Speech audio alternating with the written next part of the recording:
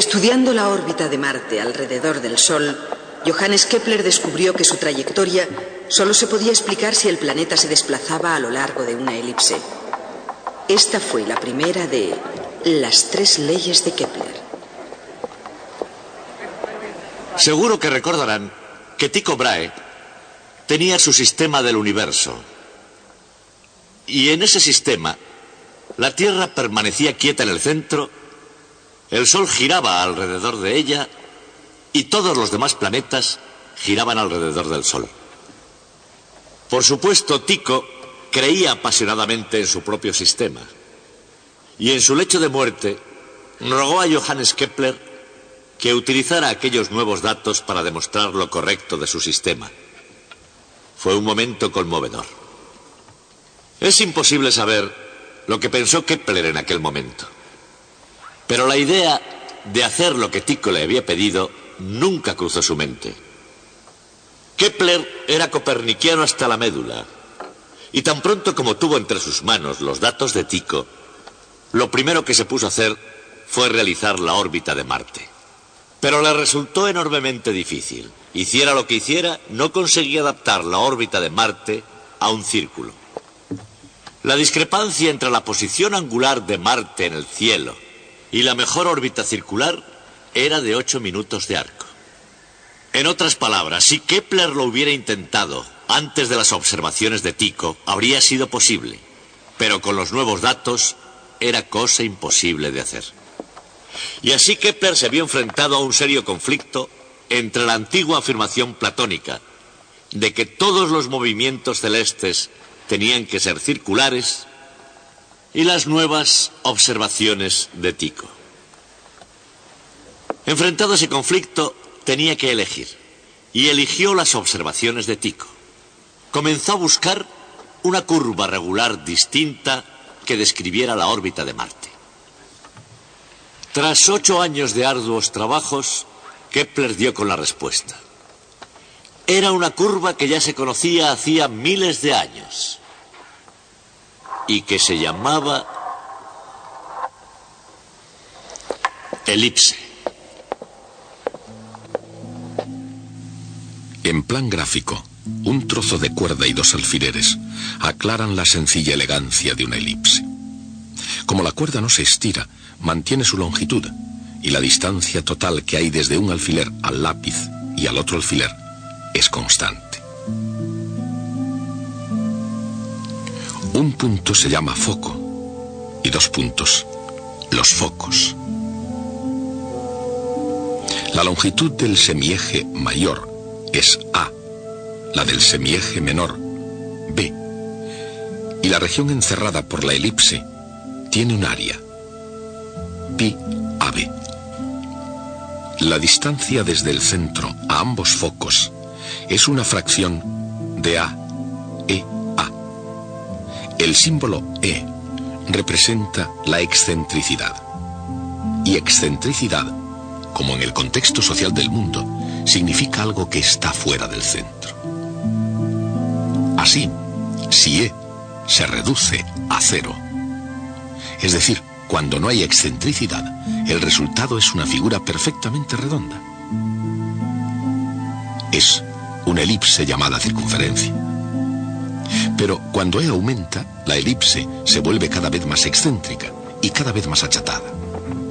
Focus viene del latín chimenea y fue aplicado a la elipse por primera vez por un hombre que se hizo conocido con el nombre del matemático errante.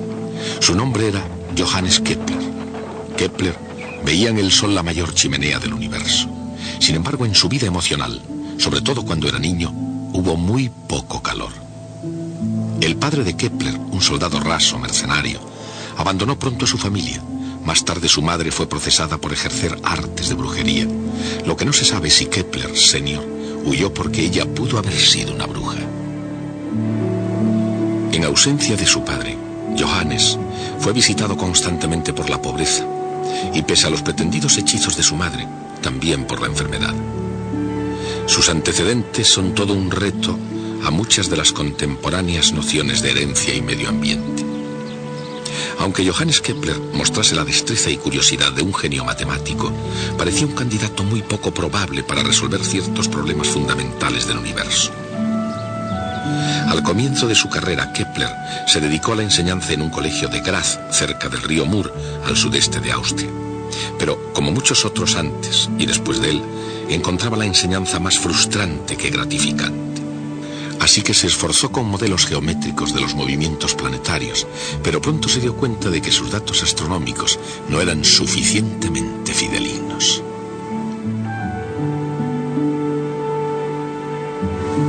Al comenzar el nuevo siglo, el 1 de enero de 1600, Kepler se puso en camino a la búsqueda de los datos astronómicos más exactos que hubiera sobre la Tierra y del hombre que los poseía, Tycho Brahe.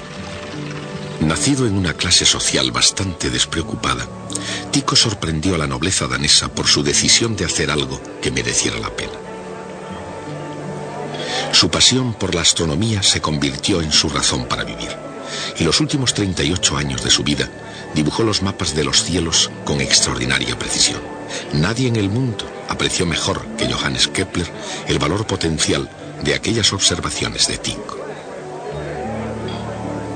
Para él, esos datos eran la llave imprescindible para abrir la puerta del universo y para revelar lo que él llamaba los secretos de los cielos. Pero con gran consternación por parte de Kepler, Tycho sabía guardar un secreto, así que tuvo que esforzarse durante casi 2 años sin contar con los valiosos datos de Tycho. Después, el 24 de octubre de 1601, se interpuso el destino. Las palabras de un Tycho moribundo fueron: «No dejéis que parezca que he vivido en vano». La familia del danés retuvo los datos, pero Kepler se las arregló para que se hiciesen realidad los últimos deseos de Tycho. Para hacer avanzar más la ciencia que la ética, Kepler robó el material. Él, por lo demás, un matemático pequeño y bondadoso, estaba finalmente en condiciones de, según sus propias palabras, librar la batalla sobre Marte. Marte, el planeta rojo. Marte, un primitivo dios romano de la agricultura y de la guerra. Marte, poderoso y misterioso a lo largo de los años. Según el concepto del mundo antiguo, donde la Tierra estaba en el centro del universo, los planetas se movían en epiciclos. Y a veces, como en el caso de Marte, los epiciclos eran irregulares. Para explicar ese comportamiento irregular, Tycho concibió su propio universo, el sistema solar de Tycho Brahe. Como Ptolomeo, situó a la Tierra en el centro, con el Sol girando a su alrededor. Pero como Copérnico, Tycho mantenía a los otros planetas girando alrededor del Sol. Aunque el sistema solar de Tycho se adaptaba a las apariencias más sencillamente que el de Ptolomeo, Kepler abrazó apasionadamente las opiniones de Nicolás Copérnico. Esto no fue solamente un punto de vista impopular. Galileo sería procesado en Roma por compartirlo. Era una idea extremadamente difícil de explicar científicamente.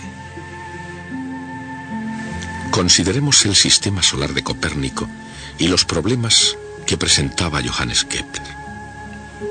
Desde el revolucionario punto de vista de Copérnico, Kepler tenía que hacer una serie de cálculos matemáticos desde un planeta que, más que ser central e inmóvil, estaba en movimiento con todos los demás planetas. Imaginemos la dificultad que tendría para intentar calcular la órbita de Marte desde una plataforma en movimiento. Una plataforma que daba vueltas alrededor de su eje y giraba en una órbita no circular, con velocidad variando constantemente y con un centro desconocido. Ese era el dilema de Kepler, y lo abordó con una fe poética en un universo lógico. ¿Nos preguntamos qué beneficio espera el pajarillo al cantar?, se preguntaba Kepler, y en esa pregunta seguramente expresaba lo que él pensaba de su intento, para el que él había sido creado: descubrir el secreto de los cielos. Del mismo modo que algunas criaturas parecen haber sido creadas para cantar, Kepler parece haber sido creado para calcular. Y sus cálculos, que ascendieron a más de 900 páginas, eran enormemente difíciles. Su guerra sobre Marte fue un paciente cerco en el que muchas de las armas eran imperfectas y defectuosas, pero él las empleó con una brillantez sorprendente. Para hallar la posición de su plataforma móvil, por ejemplo, Kepler utilizaba observaciones de Marte cuando volvía al mismo punto de su órbita para hallar la órbita de la Tierra.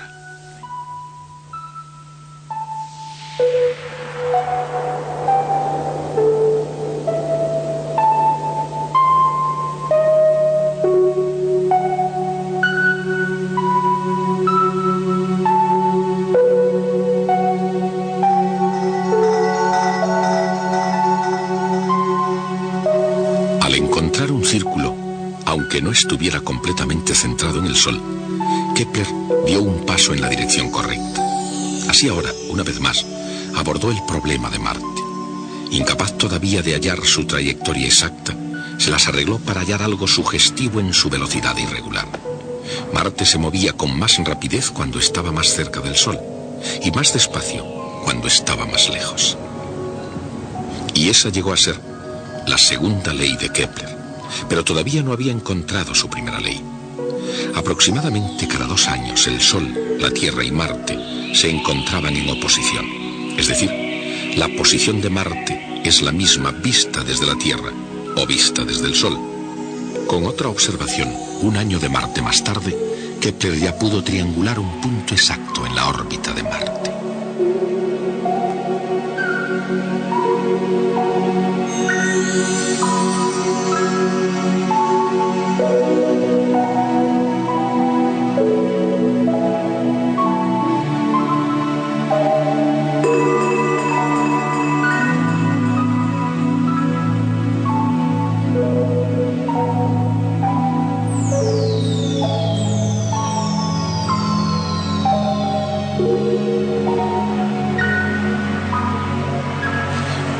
¿Podía una órbita circular, incluso no centrada en el Sol, adaptarse a todos los puntos?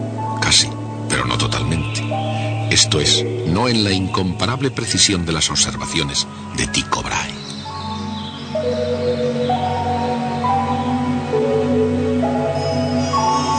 Entonces, ¿qué curva describía la órbita? La respuesta a esa pregunta reveló el secreto de los cielos. Se exigía una órbita ovalada, con el Sol en un foco, un círculo ligeramente deformado.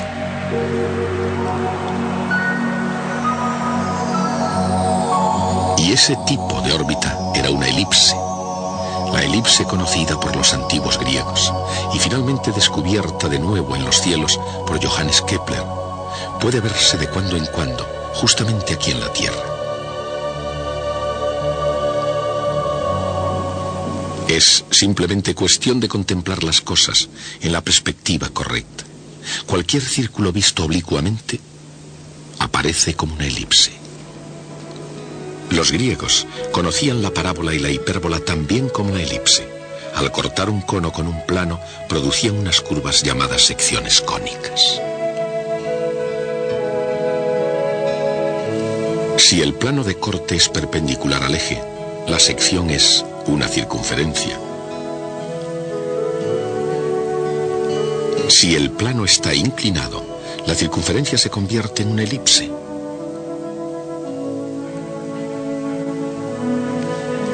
Y si se inclina suficientemente para que el plano sea paralelo a una generatriz del cono, entonces se obtiene una parábola. Si se inclina aún más, la sección cónica es una hipérbola.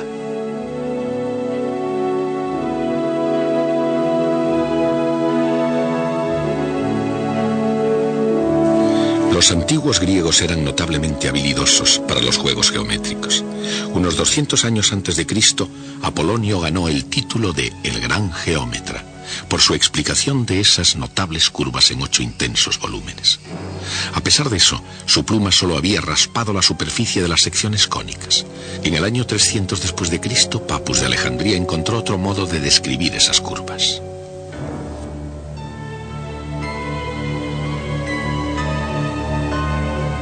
Un punto en movimiento traza una sección cónica cuando su distancia desde un punto fijo o foco tiene razón constante con su distancia desde una recta fija, la directriz.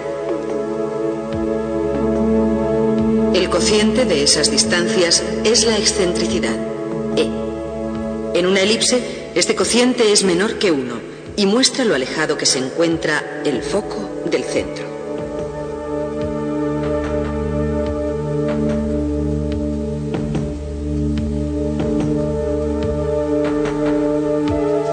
Si las dos distancias son iguales, el resultado es una parábola. Es una sección cónica con excentricidad igual a 1.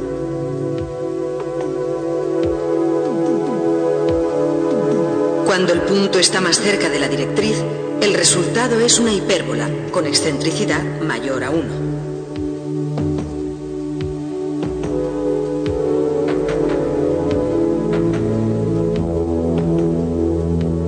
Las tres secciones cónicas comparten una propiedad común y las tres se pueden expresar por una misma ecuación algebraica, una ecuación que es útil para estudiar el movimiento planetario.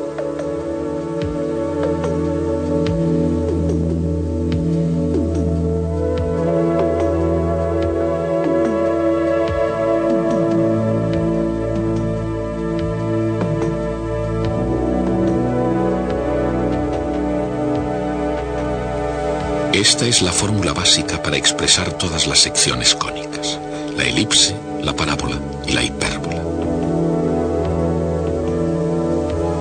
Aunque los antiguos griegos fueron los primeros en estudiar las secciones cónicas, nunca llegaron a imaginar que esas curvas influirían tanto en la forma de las cosas futuras. Consideremos, por ejemplo, una parábola. Desde la deslumbrante luz de los faros de un automóvil hasta la versión muy reducida del telescopio de 10 metros del Caltech, más de 1000 millones de parábolas han entrado en el mercado de la sociedad moderna. Hoy en día, entre otras muchas cosas, parábolas son las trayectorias de los proyectiles y las ondas de calor de los futuros hornos solares. Johannes Kepler, por supuesto, nunca imaginó que la hipérbola y la parábola se encontrarían en los cielos. En realidad, la utilización de la elipse para la órbita de Marte fue posible solo porque era la única órbita planetaria suficientemente excéntrica, aproximadamente un 9%, como para que pudiera apreciarse que no era circular. De haber librado batalla sobre cualquier otro planeta, probablemente Kepler hubiera muerto creyendo que los círculos reinaban dominantes por todo el universo. Pero entre todas las batallas que podía haber elegido, eligió bien, y con los datos de Tycho salió victorioso en el conocimiento de que la elipse, una adaptación tan perfecta como se podía medir, era el secreto matemático de la creación divina.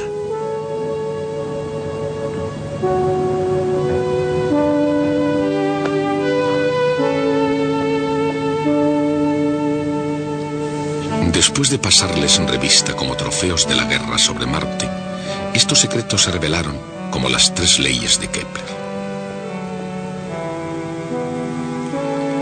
La primera ley de Kepler establece que cada planeta se mueve en una elipse con el Sol en un foco.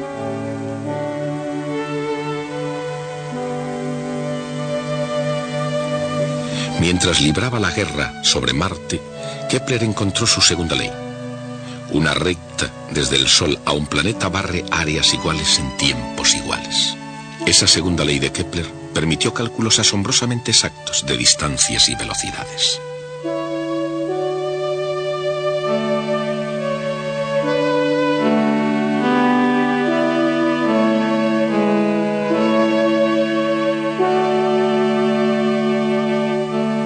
Su tercera ley surgió 10 años más tarde.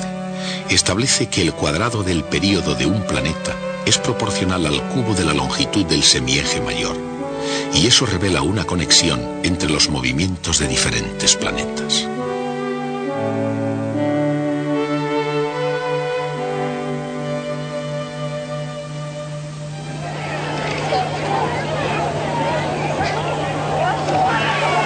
Pero en 1619, el año en que Kepler publicaba su tercera ley, él mismo se encontró luchando en medio de la guerra de los 30 años, un conflicto mucho más cercano que el planeta Marte. Los mecenas de Kepler cambiaron su interés desde la astronomía a dar muerte a sus enemigos de religión. Kepler huyó de ciudad en ciudad tratando de cobrar viejas deudas. Incluso aún en estos los peores tiempos, y quizá porque eran tan malos, algunos mecenas pagaron a Kepler por hacer mapas astrológicos. Kepler No era ni muy religioso ni político, pero tenía que mantener a una familia numerosa. Fue lo bastante astuto como para sacar provecho de la astrología en provecho propio. Sus predicciones eran una combinación de sentido común, buena suerte y, cuando las cosas se ponían feas para la nobleza que pagaba, un poco de vaguedad poética. En su libro La armonía del mundo, Kepler escribió: ante tal plenitud de concordancia entre mi trabajo de 17 años sobre las observaciones de Brahe y mi presente estudio, al principio creí estar soñando. Su comprensión de que la elipse estaba profundamente grabada al agua fuerte en el gran dibujo del universo era mucho mayor que cualquier noble futuro que predijera en servicio de la realeza. Un caminante importunado desde el principio por el destino y las circunstancias, Johannes Kepler, finalmente desveló el misterio del movimiento planetario. Hay 5 sólidos perfectamente regulares que llegan hasta nosotros desde la antigüedad, esto es, poliedros cuyas caras planas son todas iguales. Ellos son el cubo, el tetraedro, el dodecaedro, el icosaedro y el octaedro. Kepler se dio cuenta de que si tomaba una esfera y metía dentro un cubo, una esfera dentro de este, un tetraedro dentro de esta y así sucesivamente, las 6 esferas que obtenía de esa manera mantenían entre sus respectivos radios las mismas relaciones que existen entre los radios de las órbitas de 6 planetas. Kepler estaba convencido de haber descubierto el secreto de la estructura del universo. Tengo aquí el libro donde se publicó ese gran descubrimiento.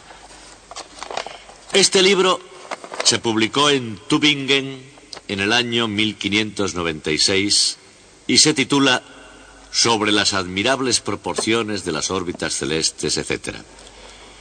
Y el libro tiene un diagrama mostrando su modelo geométrico.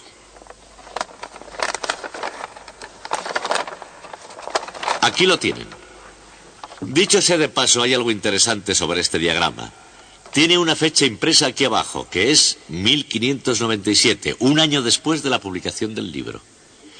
Lo que debe haber ocurrido es que el diagrama no estaba listo todavía cuando se publicó el libro, y así tuvo que ser enviado un año más tarde y pegado en las copias del libro.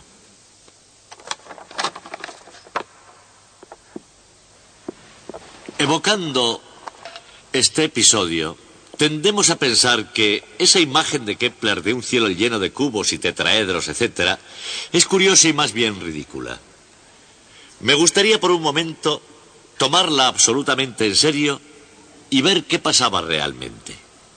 Lo primero de todo, en un periodo en el que casi nadie más creía en Copérnico, este modelo era sólidamente copernicano. No tenía ningún sentido si no estaba el Sol en el centro.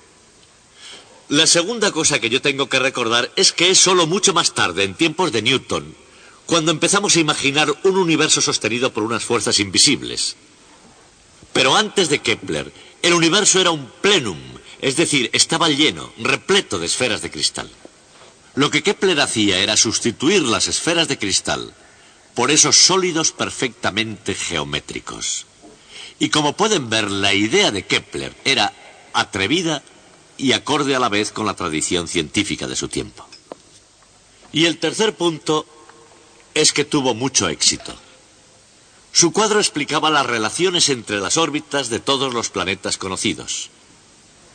Y todavía más, le dio a él una razón de por qué tenía que haber 6, exactamente 6 planetas, puesto que existían 5, exactamente 5 sólidos regulares. Y finalmente, el modelo sirvió para motivar a Kepler a realizar el enorme esfuerzo a que dedicó el resto de su vida, el trabajo que le condujo al descubrimiento de sus 3 grandes leyes. Todo ese trabajo fue realizado para justificar esta imagen del universo que Kepler siempre había tenido en el fondo de su mente. Ahora bien, su idea era errónea, pero era errónea por una razón científica perfectamente legítima. Por ejemplo, dice que solo debe haber 6 y solo 6 planetas. Ahora sabemos que hay más. Existen 9 planetas y puede que incluso más. Por eso es erróneo. Hace una predicción y la predicción no es correcta. Tenemos que descartarla. No es una teoría viable del universo. Pero eso tampoco quiere decir que lo tomemos a risa. El valor de una idea científica no se basa en si automáticamente resulta correcta o incorrecta. Debe basarse en que sea una idea provechosa, en que nos lleve a nuevas ideas, en que conduzca al progreso. Y según ese criterio, el ridículo modelo de Kepler, que por cierto resultó automáticamente erróneo, según cualquier otro criterio razonable, debe ser mirado como una de las ideas más importantes y legítimamente científicas de toda la historia. Hasta el próximo día. Aunque no fuera correcto, el modelo geométrico de Kepler le llevó a descubrir 3 leyes que describen los cielos con precisión. Cada planeta gira en órbita alrededor del Sol en una trayectoria elíptica con el Sol en un foco. Una recta desde el Sol a un planeta barre áreas iguales en tiempos iguales. El cuadrado del período de la órbita de un planeta es proporcional al cubo de su semieje mayor. Esas son las 3 leyes de Kepler.